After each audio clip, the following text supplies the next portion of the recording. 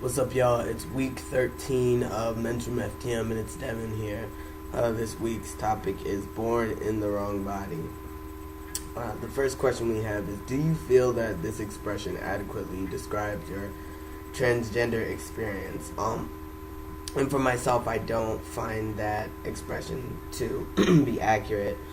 I don't feel like I was born in the wrong body. I feel like I was born to be trans. I don't think this could have happened any other way. And although it would have been pretty sweet if I were born male, I think that it would take away from the person that I am now, because especially with what I want to do with my life, because my intentions are to be a minister, but to show that the inclusiveness that of spirituality and that God has for everyone, and I specifically want to reach out to and be an aid to transgender people. And I don't think that I would have that desire and that part of that calling if I weren't born trans.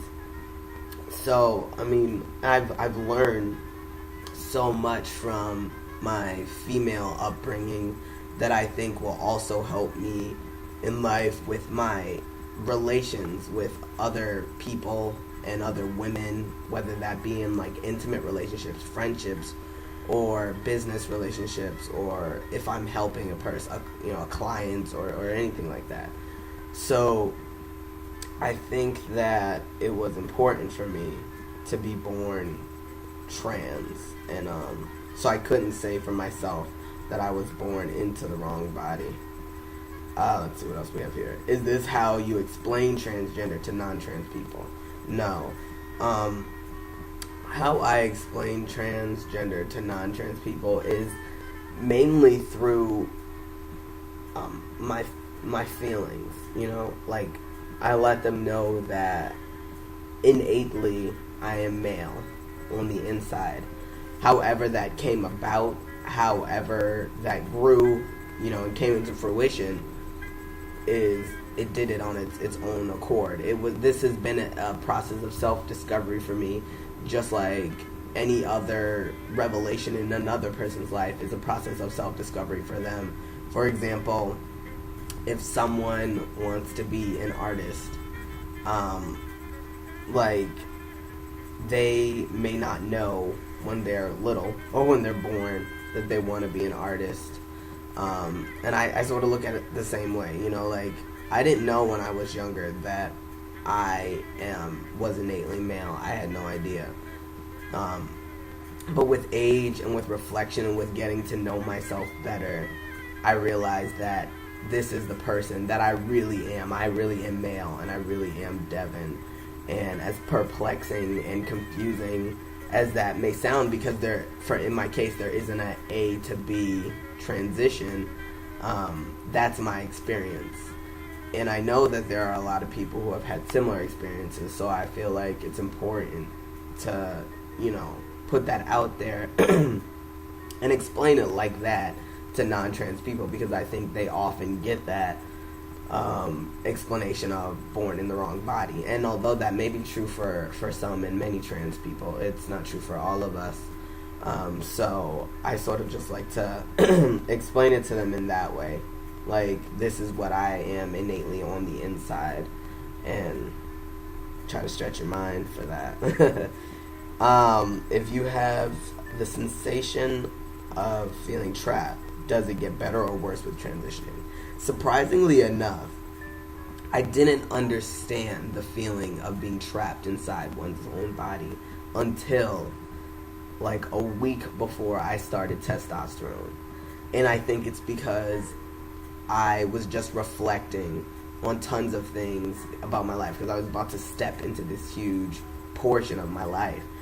And it was like a week before, just before I had my first shot, and I distinctly remember laying in my bed and freaking out, because for the first time ever, I was fully aware of the fact that I was in this body represented by this form, and it was wrong, and it was sort of, the world was getting a misconception of me. And the part where I felt the trapped feeling was, I realized that at that very moment in time, as I laid there in that bed, there was nothing I can do about that. There was nothing, no matter how much I, changed my way of dress or tried to alter my voice, which I didn't do because it was so high. There was nothing I could do to be seen as the true me, or to even feel from the inside out like the true me. And then I realized that I would be starting testosterone in a week, and that everything was going to change. So when it comes to, I think the next question of, let's see, does it get better or worse with transitioning? For myself, it's gotten better. It hit me sort of towards the beginning of the transition, and it's gotten tons better. I don't feel the sensation of being trapped anymore. I feel like I have setbacks about myself that I'd like to work on, to reconcile myself with the image that I see as Devin in the long run, which, includes getting top surgery and things like that. And I'm on testosterone, so the daily progression is assuring for me. But so yeah, I didn't feel trapped before that one instance, and then I understood it. And honestly, I feel lucky in a way that I experienced it so late, because I'm 20 years old, and I've experienced it so late in my life. But you know what? It was a scary feeling. Like, I legitimately freaked out. It was a very, very accosting feeling. I couldn't get away from it, and I didn't know the solution. But I realized that with anyone who's feeling trapped, there's always a silver lining on the edge of the cloud. There's always something we can do to reconcile our inner selves with our outer selves, in order to feel whole, no matter what point of transition we're at. And I think I found that through a lot of reflection and learning to really love myself for every bit and piece that I have. And I think I have one more question. Do you think societal gender norms influence your gender identity, or is it mostly a biological feeling? I think it's mostly a biological feeling.